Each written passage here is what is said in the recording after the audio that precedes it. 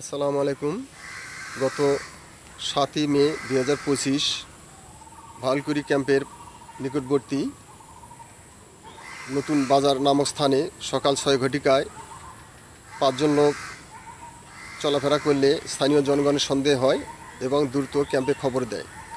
আমরা টহল পার্টি এসে তাদেরকে আমাদের আত্মীয় নিয়ে নিই এবং প্রাথমিক জিজ্ঞাসাবাদে জানা যায় তারা গত 2 বছর আগে মায়ানমার সেনাবাহিনীর অত্যাচারে ভারতে প্রবেশ করে।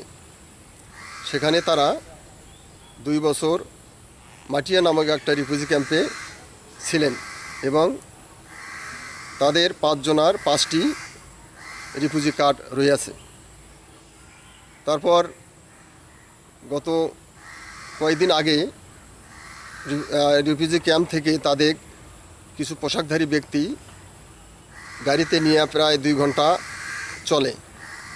সেখান থেকে নেমে রাত্রিবেলা থেকে সারা রাত হেঁটে 2 ঘন্টার মতো চোখ বেঁধে অবস্থায় নিয়ে আসে। অজানা এক স্থানে তাদেরকে রেখে বলে, তোমরা সোজা চলে যাবা, পেছন দিকে ফিরে তাকাবা না।